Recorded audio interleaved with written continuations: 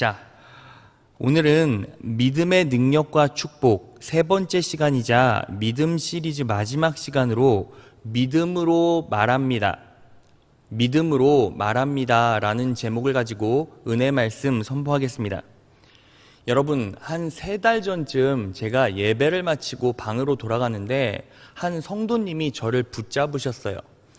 그러면서 갑자기 기도를 부탁하는 거예요. 그래서 성도님, 어떤 기도 제목이 있습니까? 라고 여쭤봤어요.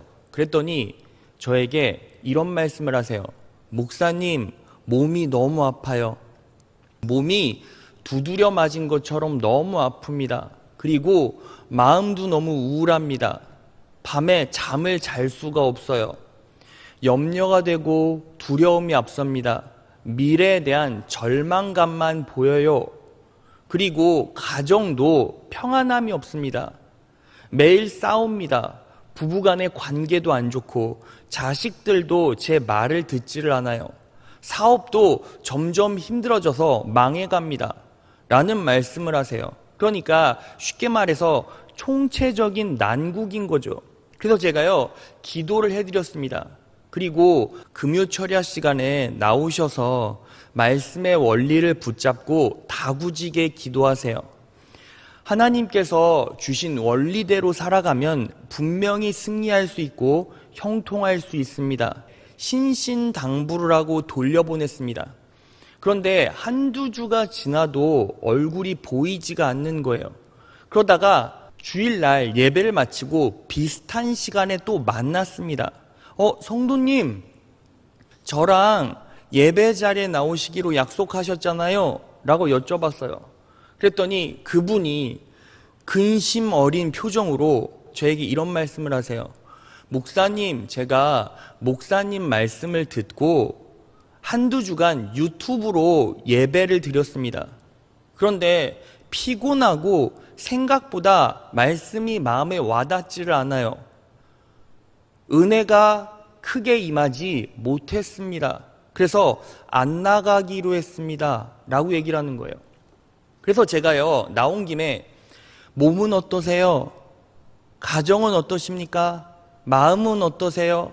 사업은 어떠세요? 라고 물어봤더니 더 얼굴이 일그러지더니 이런 말씀을 하세요. 몸도 여전히 너무 아프고 마음은 더 절망적입니다.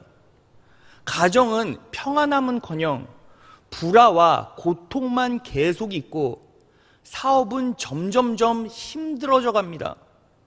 그 안에는 불평과 실망과 부정, 그리고 고통, 염세적이고 비판적인 얘기만 계속하는 거예요. 그리고서는 다시 저한테 목사님 기도해 주세요 라고 하는 거예요. 그런데 제가요, 쉽게 기도가 나오지 않는 거죠. 근데 그때 성령 하나님께서 저에게 이런 마음을 주셨어요. 그리고 이야기하게 하셨습니다. 성도님, 잠깐 앉아보시죠. 제가 답을 말해드릴게요. 성도님, 왜 성도님이 몸이 아픈지 아십니까? 왜 영혼이 그렇게 피폐되어 가는지 아십니까? 왜 가정에 불화가 임하고 그리고 사업이 망해가는지 아십니까? 그분이 모르겠는데요. 제가 정확하게 이렇게 말했습니다. 성도님이 이미 그렇게 말씀하고 계시기 때문입니다. 하나님께서는 성도님의 믿음 보고 역사하시는데 그 믿음의 표가 바로 성도님의 말입니다. 성도님이 몸이 아픕니다. 영혼이 고통스럽습니다. 가정이 불안합니다. 불화가 임했습니다. 사업이 망했습니다 라고 말한 순간 하나님께서는 성도님의 말, 믿음을 보고 역사하셔서 그대로 이루어 주셨습니다. 제가 그런 얘기를 하니까 너무 마음 아파하면서 목사님, 어떻게 저에게 그런 말씀을 하실 수가 있습니까? 제가요, 잠깐 시간을 내서 말씀의 진리와 원리에 대해서 자분히 설명해 드렸어요. 그랬더니 그분이 목사님, 제가 잘못 생각했습니다. 오늘부터 제 마음과 제 생각과 제 입술을 바꾸어 보겠습니다. 그때서야 그분에게 기도해드리고 싶은 마음이 생겼어요. 그래서 기도하고 헤어졌습니다. 여러분, 우리가 여기서 하나 정리할 것이 있어요. 하나님께서 여러분들에게 은혜와 축복을 쏟아부어 주시길 원하십니다. 믿으십니까? 여러분들에게 형통과 번영을 주시길 원하세요. 믿으십니까? 그런데 여러분들의 무엇을 보고 역사하십니까? 여러분들의 믿음 보고 역사하세요. 베드로전서 1장 9절 가겠습니다. 그것은 여러분의 영혼이 믿음으로 구원을 받기 때문입니다. 여러분, 영혼 구원이 무엇으로 이루어집니까? 나의 믿음으로. 베드로전서 1장 5절을 보면 이렇게 나와 있어요. 너희는 말세에, 여러분 말세가 언제입니까? 지금이죠. 너희는 말세에 나타내기로 예비하신 구원을 얻기 위하여 믿음으로 말미암아 하나님의 능력으로 보호하심을 받았느니라. 말세, 지금 이때에 무엇으로 말미암아 하나님의 능력으로 보호하심을 받아요? 믿음으로. 여러분, 하나님께서는 우리의 믿음을 보시고 축복을 부어주시고 은혜 베풀어 주십니다. 믿으십니까? 그런데 그 믿음의 표지가 뭐냐는 거예요. 바로 내가 하는 말이라는 거죠.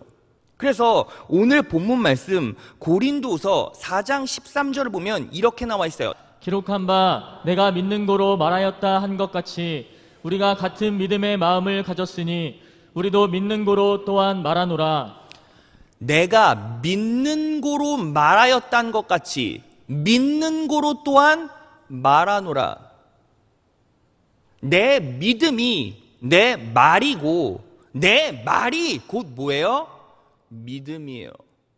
하나님께서는 우리의 믿음 보고 역사하시는데 결국 바꿔 말하면 여러분들이 하는 말대로 그대로 역사하신다는 것입니다. 믿으십니까? 근데 우리가 여기서 주목해 볼 것이 하나 있어요. 믿는 고로 말하였다.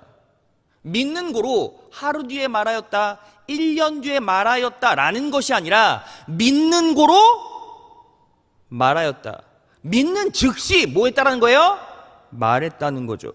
여러분, 우리가요 이 믿음 시리즈 첫 번째 시간에 믿음은 어떤 믿음이 있다고 했습니까? 큰 믿음, 작은 믿음, 강한 믿음, 약한 믿음, 더디 믿는 믿음, 즉시 믿는 믿음이 있다고 했죠.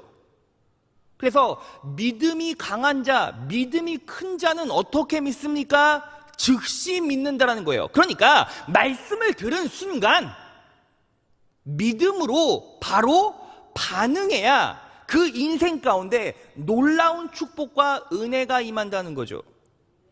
여러분, 지난 주일 제가요 말씀을 선포할 때 여러분들에게 이런 부탁을 드렸어요.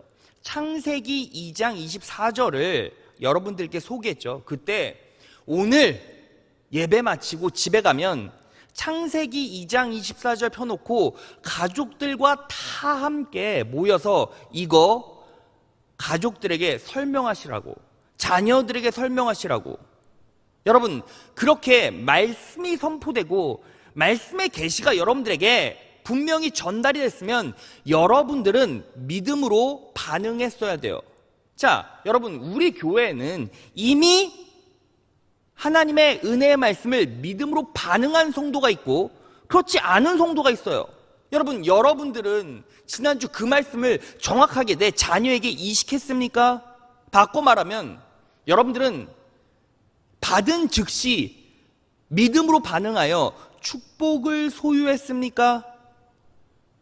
여러분, 그저께 우리 교회 3부 성가대 반주하시는 은영 집사님이 문자를 하나 남겨주셨어요. 주일 예배 마치고 집에 오자마자 목사님 말씀에 순종하여 아이들 모아놓고 창세기 2장 24절, 로마서 1장 24에서 27절을 읽었어요. 아이들도 오늘 교회에서 배웠다며 관심 있게 아빠의 이야기를 잘 들어주었어요. 주일학교에서도 동일한 말씀을 전해주시니 가족끼리 서로 말씀 나누기가 훨씬 좋아요. 둘째, 하랑이는 오늘도 복음 팔찌를 들고 와서 엄마에게 죄죽 40령 설명을 해줬어요. 늘 달콤한 말씀을 먹게 해주셔서 감사합니다. 박삼규 집사는 목자를 잘 만나 정말 감사하다라는 말을 저에게 자주 하곤 해요. 목사님께 이런 감사와 표현이 조금 어색하긴 하지만 오늘은 꼭 전하고 싶었어요. 목사님, 감사합니다. 이분은 충북 충주에서 살아요. 그래서 공예배 나오기가 만만치가 않죠. 그런데 항상 주일 예배를 드리고 말씀을 딱 듣는 순간 바로 반응을 해요. 그런데 이 글만 봐도 이미 3가지 은혜가 임했어요. 첫 번째, 가족 간에 말씀의 은혜가 흐르죠. 두 번째, 둘째 하랑이가 복음 팔찌를 끼고 죄죽 40명, 복음을 선포해요. 즉 자식 가운데 복음의 능력이 흐릅니다. 그리고 말끝마다 뭐가 있어요? 감사합니다, 감사합니다, 감사합니다. 자, 그러면 가정 가운데 감사가 임했으니 평안할 테고 자식들이 말씀으로 복음의 능력으로 살아가니까 당연히 환경과 상황과 상관없이 하나님께서 그 인생을 통해서 영광 받아주시고 역사하실 테고 말씀의 능력으로 가족이 살아가니 어떤 시련과 역경이 와도 분명히 승리하겠죠. 여러분들은 말씀을 듣고 그냥 흘리십니까? 아니면 듣고 믿음으로 반응하십니까? 왜 내가 축복받지 못하는가? 은혜 가운데 능력 있게 살아가지 못하는가는 이미 답이 나와 있고 여러분들이 선택하는 거예요. 여러분, 올바른 것들을 선택하시고 믿음으로 반응하셔서 더디 믿는 믿음이 아니라 즉시 믿는 믿음으로 반응하셔서 놀라운 축복과 형통과 번영, 그 은혜를 누리신 여러분 되시기를 진심으로 축원합니다.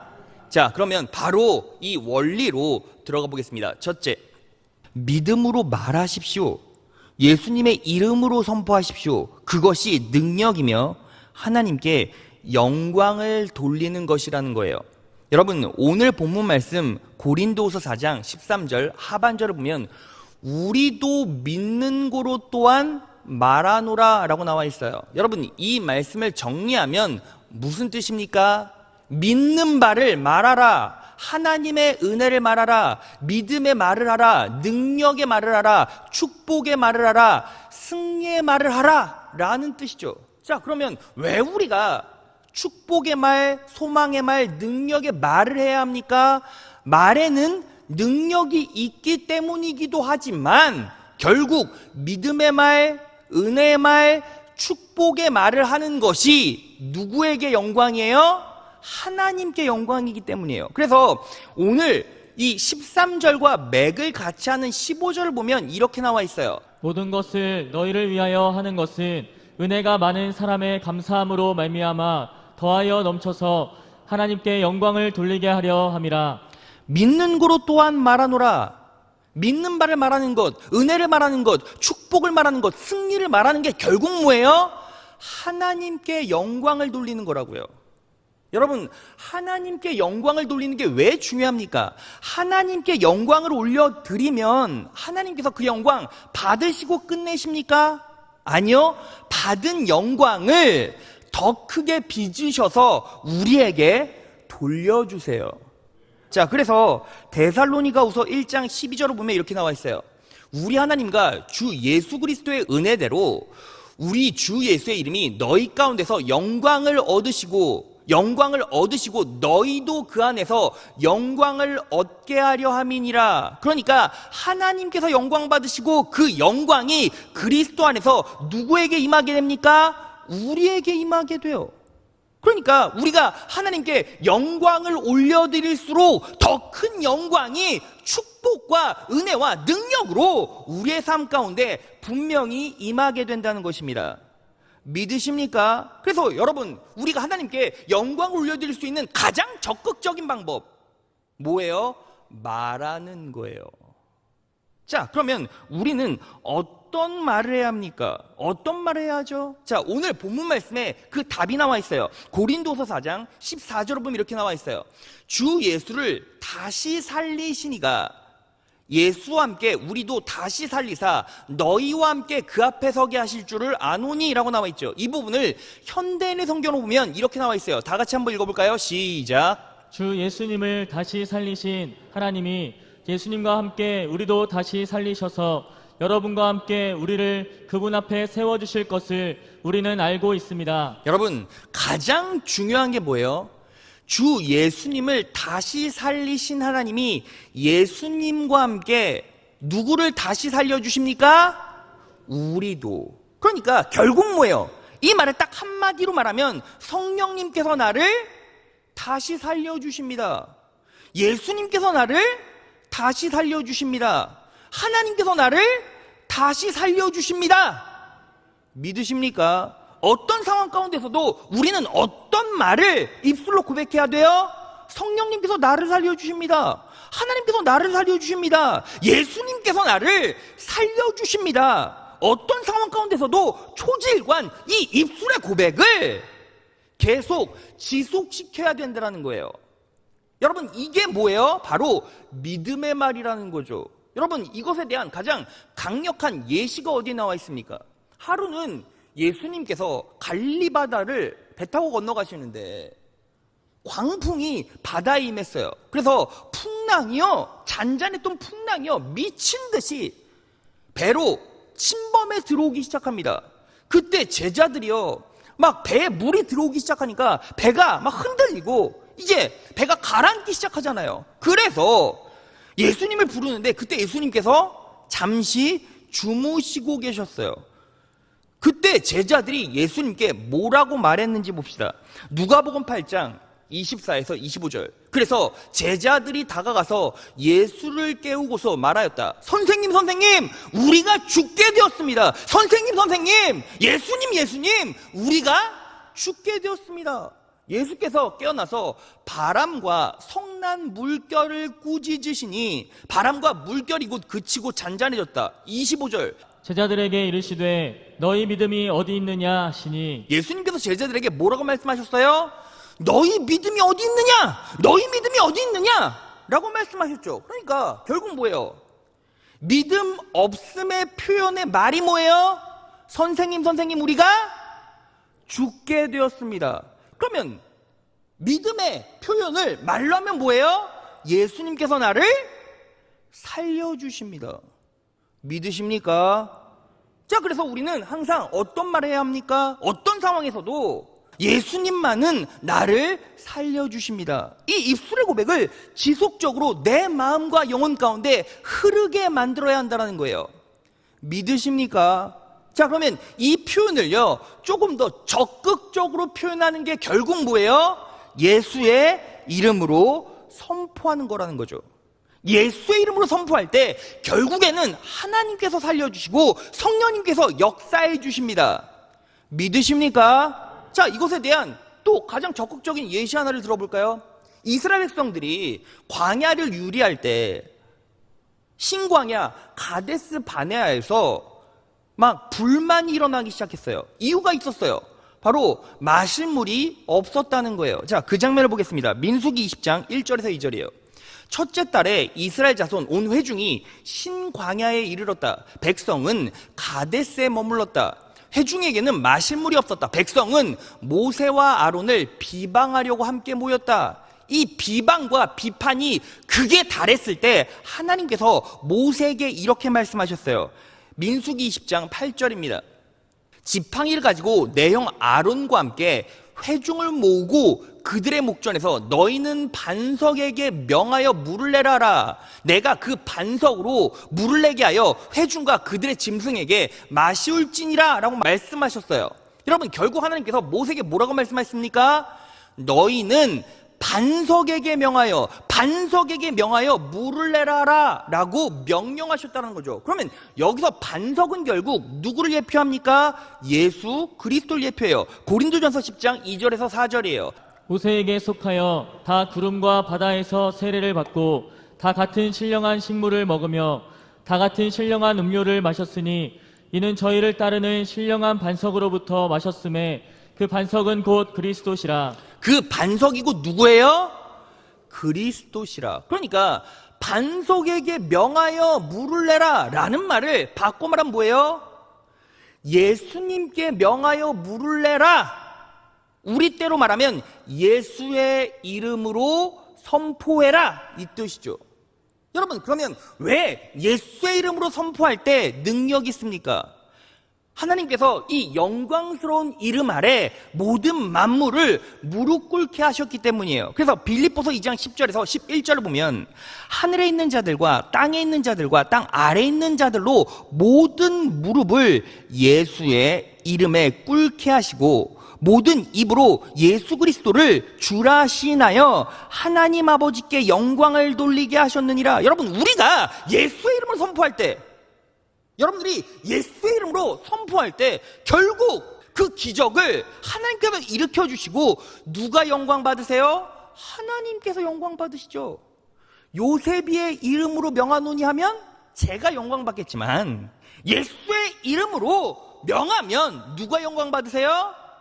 예수님께서, 하나님께서 영광 받으시죠. 그러니까 우리는 어떤 상황 가운데서도 예수님께서 나를 살려주십니다. 그리고 예수의 이름으로 뭐 하는 거예요? 명령하라는 거예요. 여러분, 제가요 이런 일이 있었어요.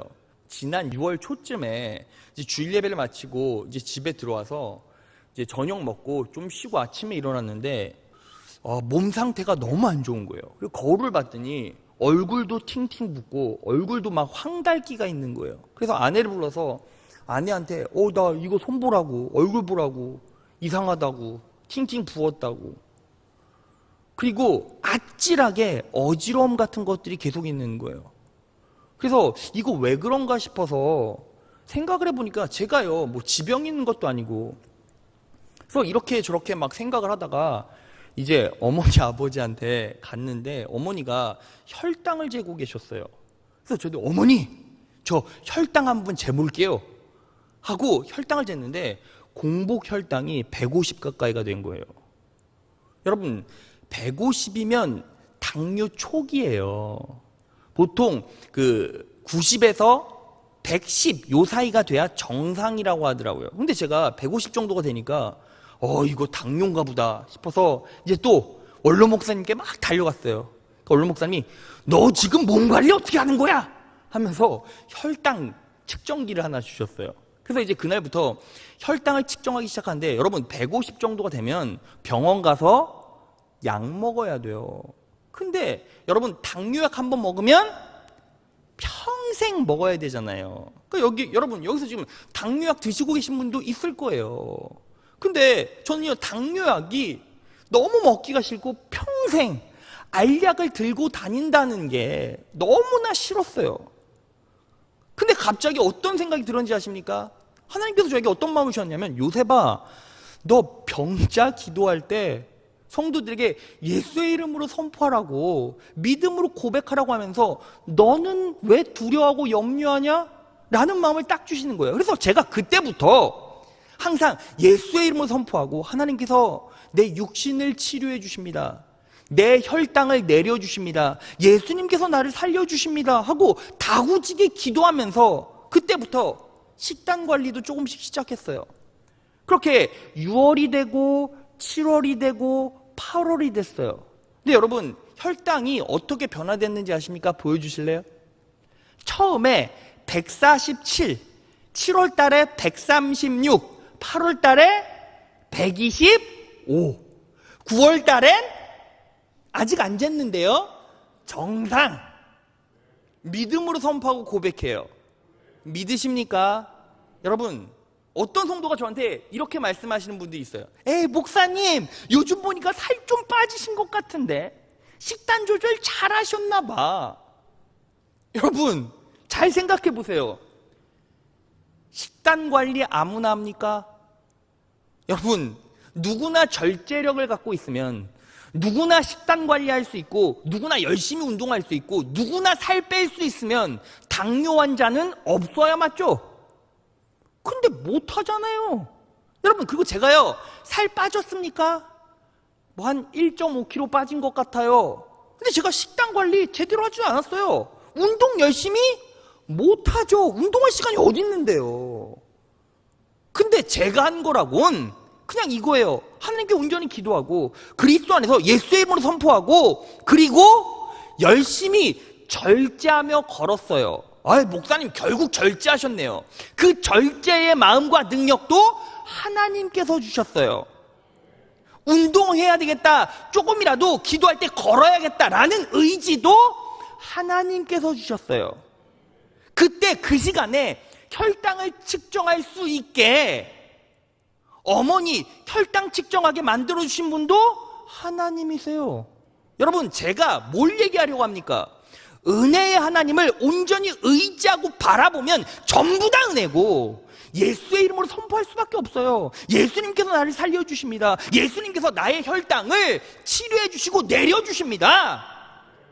계속 고백하고 선포했더니 절제할 수 있는 마음과 의지력도 주시고, 그리고 그때부터 그리스도 안에서 평안함으로 온전히 반응했더니 어떻게 되었습니까? 결론적으로 혈당은 147에서 130대로, 130대에서 120대로, 9월달, 이제 9월달 끝날 때쯤 재면 저는 정상이 될 거예요.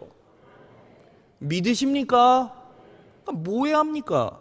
예수의 이름으로 선포하시라고요.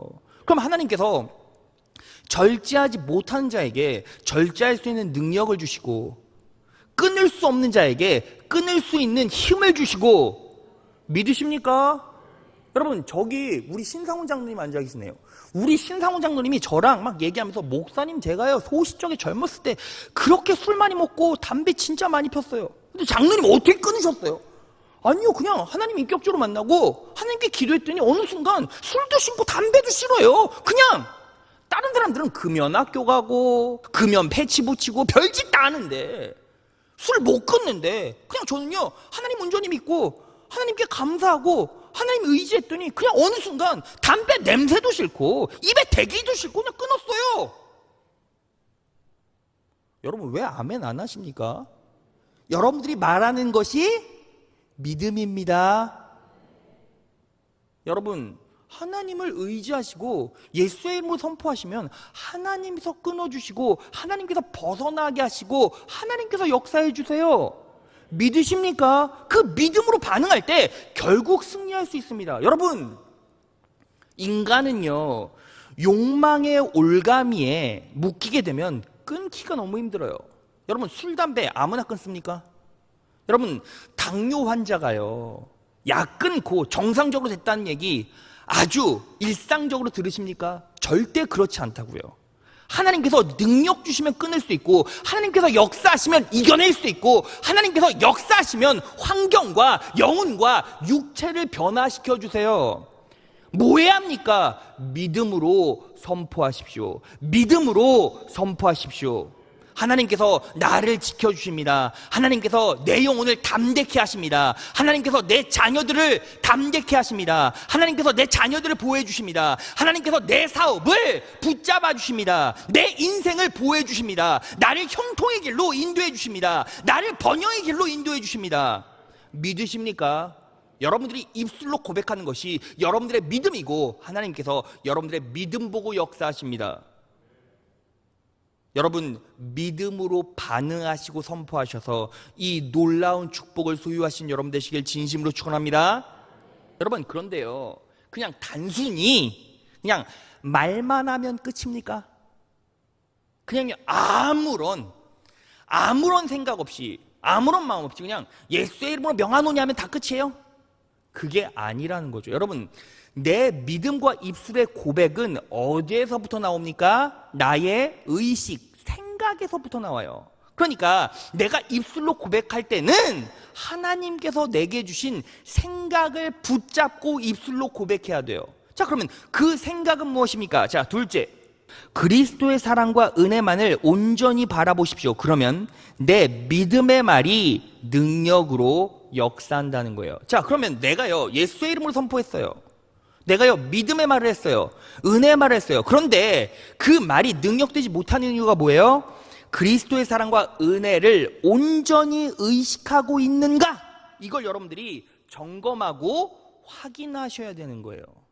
자, 여러분, 오늘 본문 말씀 고린도서 4장 13절을 보면 성경에 기록하기를 나는 믿었다, 그러므로 나는 말하였다였습니다. 여러분, 이 말은요, 바울이 생각한 말이 아니에요. 바울이 그냥 자기가 가지고 있는 지식으로 끄집어낸 말이 아니라 어디에서 인용한 거예요? 성경에서 인용했다고요. 자, 그러면 그 성경은 어떤 말씀입니까? 시편 116편이에요. 내가 믿는 거로 말하리라. 내가 큰 곤란을 당하였도다. 여러분, 오해하지 말고 잘 들으세요. 내가 믿는 고로 말하리라, 내가 큰 곤란을 당하였도다 라는 말은 내가 큰 곤란을 당하였다고 말하리라 이 뜻이 아니라 내가 큰 곤란을 당하였으니 내가 믿는 바를 말하겠다, 이 뜻인 거예요. 자, 그러면 이 시편 116편의 저자는 어떤 곤란, 어떤 고통을 겪고 있었습니까? 자, 시편 116편 3절을 보겠습니다. 죽음의 올가미가 나를 얽어매고 수월의 고통이 나를 엄습하여서 고난과 고통이 나를 덮쳐올 때에 라고 말하고 있어요. 근데 그 고난은 히브리어로 차라라고 하는데 재난, 궁핍, 가난을 말하고, 그리고 고통이 나를 덮쳐올 때 할 때 이 고통은 슬픔, 비통함을 말해요. 그러니까 죽음의 올가미가 나를 얽어매서 고난을 갖다 줬는데 그 고난은 재난을 통한 궁핍과 가난이었고, 수올, 지옥의 고통이 나를 엄습했는데 그 고통은 슬픔과 비통함이었다는 거예요. 자, 그러니까요, 정리해보면 이런 거죠. 이 시편 116편의 저자는 삶을 살아가다가 재난을 당했어요. 그래서 재정적인 어려움을 당했고 가난을 직면하게 됐죠. 환경이 무너지고 상황이 너무너무 힘드니까 세상에 올가미가, 이 저주의 올가미가 나를 묶고 있는 것 같은 답답함이 느껴졌고, 영혼은 어땠어요? 비통함과 커다란 슬픔을 겪고 있었다고요. 그런 상황에서 이 시편 116편의 저자는 어떻게 말하고 선포했습니까? 자, 시편 116편 10절에서 12절. 나는 굳게 믿고 말했습니다.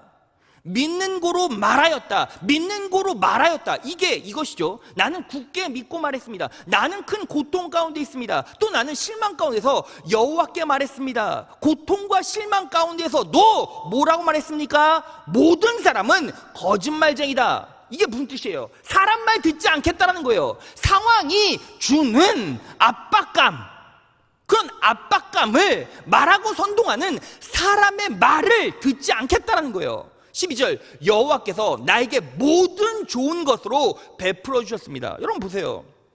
여러분들의 인생 가운데 힘든 일이 있어요. 사업의 어려움, 육신의 어려움, 고통 같은 것들이 막 닥쳐와요. 몰려와요. 그런데 여러분들이 진짜 고통당할 때 그때를 회상해 보세요.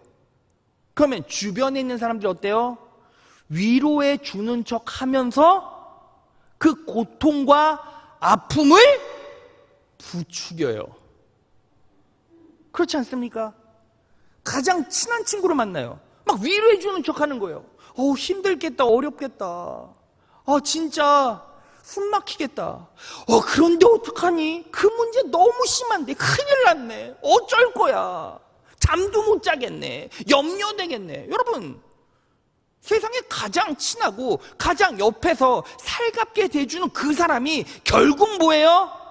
더 부추기고 선동한다는 거예요. 그런데 이 시편 116편의 저자는 뭐라고 단언하고 선포했습니까? 모든 사람은 거짓말쟁이다 라고 그냥 말을 던져버렸어요. 뭔 소리입니까? 무슨 얘기를 해도 야, 난 네 말 믿지 않아.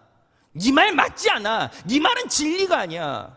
뭐가 진리야? 하나님의 말씀이 진리고 하나님의 말씀이 뭐라고 말하고 있어? 나를 지켜주시고 좋은 것으로 책임져 주신다고 말씀이 말하고 있으니 나는 그 말씀을 따라갈 거야. 이 시편 116편의 저자가 결국 하나님을 어떤 존재로 바라보고 있었습니까? 시편 116편 5절에서 8절이에요. 여호와는 은혜로우시고 올바른 분이십니다. 우리 하나님은 불쌍히 여기시는 분이십니다. 여호와는 순진한 자들을 보호하시며 내가 큰 위험에 빠졌을 때 나를 구원하셨습니다. 오 나의 영혼아 이제 편히 쉬어라. 너무 놀랍지 않습니까? 오 나의 영혼아 이제 편히 쉬어라. 나는 안식하겠습니다. 그분 안에서 평안하겠습니다. 이는 여호와께서 지금까지 나에게 선을 베푸셨기 때문이다. 주는 내 영혼을 죽음에서 구해내셨고 나의 눈에서 눈물을 씻어주셨으며 나의 발이 걸려 넘어지지 않게 해주셨습니다. 여러분 이 시편 저자가 뭐라고 말해요? 하나님께서 나에게 긍휼을 베풀어 주실 것이고 언제나 선하시고 언제나 정직하고 순전한 자에게 역사하여 주셔서 세상의 덫에 세상의 올가미에 걸려 넘어지지 않게 도와주시고 결국 나는 그분 안에서 뭐 할 것이라고요? 안식할 거라고요. 여러분 이렇게 믿음으로 온전히 반응할 때 결국 우리는 승리할 수 있어요. 여러분 그래서 결국 요체가 뭐죠? 하나님께서는 사랑이시고 하나님께서는 여러분들 사랑하시길 원하십니다. 그리고 사랑을 부어주시길 원하세요. 자 그러면 우리는 그 하나님의 역사하시는 사랑을 믿음으로써 인식함으로써 그 능력과 축복을 소유할 수 있게 되는 거예요. 믿으십니까? 자, 그래서 갈라디아서 5장 6절 보면 이렇게 나와 있어요. 그리스도 예수 안에서는 할례나 무할례나 효력이 없을 때 이게 무슨 뜻이에요? 네가 행동을 하던 행동하지 않던 그건 능력의 요체가 아니야 라고 단언하신 거죠.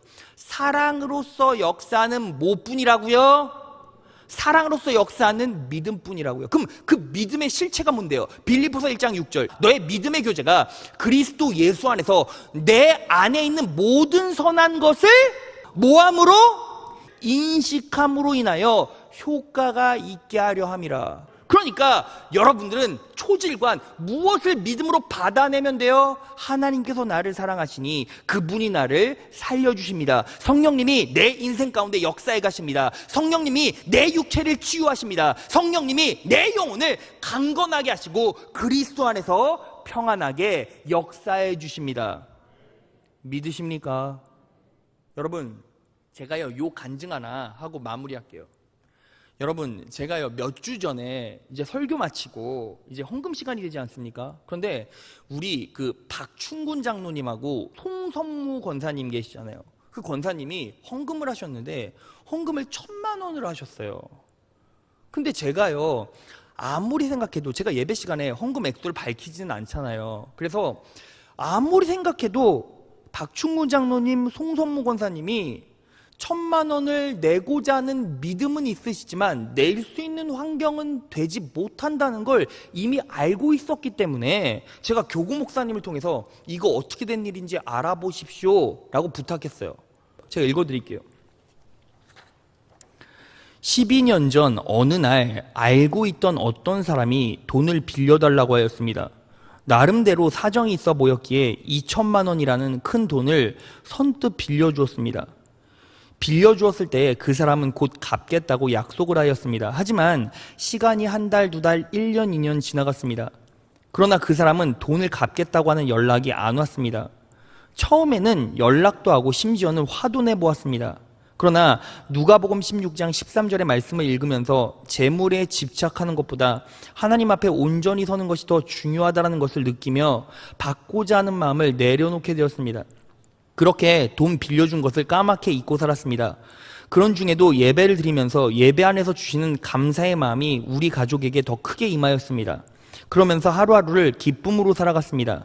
자녀들은 코로나로 어렵지만 감사하는 마음으로 아들 부부는 할렐루야 찬양대로, 손녀는 청년부 헤세드 찬양단에서 봉사를 하였고 우리도 기쁜 마음으로 예배를 드렸습니다. 어느 주간 부활의 능력으로 당당히 서라는 말씀을 들었습니다. 그 말씀을 통해 우리의 마음이 부활로 변화되었음을 느끼게 되었고 감사할 수 있는 믿음으로 다시 일어나라는 설교 말씀을 통해서 예수님의 십자가가 우리의 모든 것보다 앞선다는 것을 느끼게 되었습니다. 그렇게 말씀이 쌓여 또다시 감사하게 되었습니다. 그러던 중에 어느 날 갑자기 한 연락처로 전화가 왔습니다. 그동안 죄송했다라는 말과 함께 잊고 있었던 돈이 돌아온 것입니다. 빌려주었던 돈을 오랜만에 받고 나니 문득 이런 생각이 들었습니다. 우리는 물질보다 하나님을 선택한다는 마음으로 내려놓았지만 하나님께서는 우리의 모습을 잊지 않고 갚아주셨구나. 사실 돈을 받은 것보다 더 기쁜 것은 하나님께서 우리를 돌보시고 우리 가족이 하나님을 더 많이 의지하도록 역사해 주신 것입니다. 재물보다 하나님을 우선시하는 우리에게 하나님은 그것이 맞음을 보여주셨습니다. 돈이 들어온 이후에 어떻게 할지를 고민하다가 교회가 코로나로 인해서 재정 상황이 힘들지 않을까라는 생각이 들었습니다. 그래서 하나님께서 주신 은혜가 너무나 크기에 반드시 예물을 드려야 하겠다라는 생각을 하게 되었습니다. 그래서 일부를 떼어 교회에 헌금으로 드리기로 하였습니다. 그렇게 마음을 먹고 나니 나중에는 오히려 모두 다 드리고 싶었지만 그럴 수 없어서 아쉬운 마음이 들었습니다. 그러나 그렇게 드리는 마음을 하나님은 보셨나 봅니다. 지난 주일에 담임 목사님께서 설교하신 내용 중 헌신은 자신을 위한 것이라는 말씀을 통해 하나님께서는 우리 가족을 위로하시고 기쁨을 주셨습니다. 우리 가족이 어려운 순간에도 쉬지 않고 헌신 봉사였다는 그 마음을 자랑스럽게 만들어 주셨습니다. 우리의 선택이 옳은 것임을 깨닫게 해주셨습니다. 그리고 더 감사함으로 기쁜 마음으로 예물을 드릴 수 있었습니다. 재물보다 하나님을 먼저 선택함으로써 하나님께서 주시는 기쁨을 누리게 해주셔서 감사합니다. 앞으로 더 열심히 봉사하며 하나님 앞에 최선을 다하고 싶은 가정이 되기를 소망합니다. 그리고 건강이 허락할 때까지 주님 앞에 나가 기쁨의 예배를 드리고 싶습니다. 여러분, 박충군 장로님, 송선무 권사님 은퇴하시고 나이가 이제 지긋하시죠. 그래서 제가 보면 너무 마음이 아파요. 제가 어렸을 때는 아주 강건하셔서 교회 건축에 신경 정말 많이 써주셨잖아요. 제가 그런 젊은 모습을 보다가 이제 나이가 들고 하나님 앞에 서기까지 얼마 남지 않았다는 생각을 하니까 참 마음이 뭉클해져 왔고, 우리 송 권사님이 기도를 받을 때 그렇게 눈물을 흘리시는 거 보니까 저도 막 눈물이 그렁그렁하고 막 마음이 아팠어요. 근데 여러분 잘 생각해 보세요. 받아야 할 사람도 다 까먹고 빌린 사람도 그냥 넘어가면 끝나는데 하나님께서 어떻게 역사하셨는지 12년이 지난 순간 어느 날 갑자기 돈을 갚게 만들어 주셨어요. 지금이 어떤 때인데 있던 돈도 없어지고 그나마 남은 돈도 어떻게든 아등바등거리면서 긁어 모아서 저축해야 되는 시대 아닙니까? 그런데 그 사람의 마음을 어떻게든 역사해 주셔서 돈을 갚게 하셨다고요. 여러분, 그런데 그 권사님, 장로님은 어때요? 유혹이 있었죠. 계속 연락하면서 여러분, 빚쟁이들의 마음은 뭐에 집중이 돼 있습니까? 돈에 집중이 돼 있잖아요. 근데 갑자기 말씀을 통해서 하나님이냐 재물이냐 두 주인을 섬길 수 없다 라는 말씀을 읽고 어떻게 변했습니까? 차라리 내려놓자. 하나님의 선하시니 어떻게든 선하게 인도해 주시겠지 하고 내려놓은 순간 잊어버리고 12년을 산 거예요. 그런데 하나님께서는 12년이란 시간을 기다리게 하셨지만 결코 배반하지 않으시고 갚아주셨어요. 그래서 결국 돌아오게 되었고, 그 순간 이 장로님과 권사님은 무엇을 인식하게 되었습니까? 어떻게든 하나님이 지켜주시고 보호해주시고 끝까지 우리 가정 가운데서 은혜 베풀어 주시고 역사해 주시는구나. 그 말씀에 반응해서 어떻게 하셨다고요? 그 큰 돈을 내셨다고요. 여러분, 재벌에게 1,000만 원은 아무것도 아니겠지만 그분들에게 1,000만 원은 절반을 뚝 떼서 드린 거잖아요. 여러분, 인간의 믿음으로 할 수 있는 게 아니라 하나님께서 주신 은혜에 반응하게 되면 그게 가능해지는 거예요. 믿으십니까? 하나님께서는 그 믿음 보시고 영광 받으시고 그 영광을 더 큰 영광으로 빚으셔서 다시 되갚아 주실 것입니다. 믿으십니까? 자, 말씀 정리해 보겠습니다. 여러분, 오늘은 믿음으로 말합니다 라는 제목으로 말씀을 선포했습니다. 여러분, 결국 가장 단순한 게 가장 적용하기가 힘들어요. 여러분, 제가요, 입술로 고백하십시오 라는 메시지를 여러분들 앞에서도 참 많이 선포했어요. 제가 봐도요 5번 이상을 선포한 것 같아요. 그런데 여러분들의 입술을, 믿음을 점검해 보세요. 여러분, 그러면서 우리는 어떤 생각을 합니까? 왜 하나님께서는 나에게 축복해 주시지 않으시지? 왜 열심히 신앙생활하는 것 같은데도 왜 내 인생 가운데는 허무와 공허함만 쌓이고 삶의 끝자락을 예측해보고 바라보면 염려와 두려움만 쌓이지? 왜 그럴까? 왜 내 인생은 내 뜻대로 풀리지 않을까? 내가 바라는 대로 길이 열리지 않을까? 왜 화목한 가정도 있고 부흥하는 가정도 있고 형통하는 가정도 있고 번영하는 가정도 있는데 왜 우리 가정은 이럴까? 왜 내 사업은 이러지? 라고 생각하시는 분들이 있어요. 내가 신앙생활을 5년 하고 10년 하고 내가 집사, 권사, 장로가 돼도 그런 분들이 많이 있다고요. 왜 그렇습니까? 여러분, 결국 하나님 앞에서 진리의 빛 앞에서 우리를 투영하면요, 우리는요 모든 것이 폭로되고 모든 것들이 다 드러나요. 바닥이 다 드러난다고요. 그런데 여러분, 하나님께서 우리의 연약함을 보여주시는 것은 무엇입니까? 너 그래서 망해, 이 말이 아니라 연약함을 말씀하시고 부족함을 말씀하시고 말씀으로 때리시고 말씀으로 때리시고 말씀으로 때리시고 말씀으로 때리시고 때리면 어떻게 됩니까? 맞는 부위가 단단해진다고요. 그럼 여러분, 이제 우린 뭐 해야 합니까? 왜 내가 축복의 길로 가지 못하는가를 하나님께 물어보기 전에 내가 지금 믿음으로 어떻게 반응하고 있는가? 나는 내 삶에서 내 자녀에게, 내 남편에게, 내 아내에게 어떤 말을 던지고 있는가? 믿음의 말을 하고 있는가? 축복의 말을 하고 있는가? 승리의 말을 하고 있는가? 형통의 말을 하고 있는가? 능력의 말을 하고 있는가? 소망의 말을 하고 있는가? 점검해 보시라고요. 항상 예수의 이름으로 선포하십시오. 그 입술의 고백이 믿음되어 하나님께서 영광 받으시고 그 영광을 더 크게 빚어내셔서 여러분들에게 갚아주십니다. 이 놀라운 믿음으로 반응하셔서 오늘 저녁부터 놀라운 평안이 임하고 다음 한 주도 하나님의 은혜로 매일매일 형통하고 승리하는 여러분 되시기를 진심으로 축원합니다. 여러분, 하나님께서 제 육체를 치료해 주셨습니다. 제 안에서 역사하시는 성령님이 여러분도 치료해 주시고 여러분도 선하게 인도해 주실 것입니다. 그 믿음으로 형통의 길, 능력의 길, 축복의 길로 나아가신 여러분 되시기를 진심으로 축원합니다.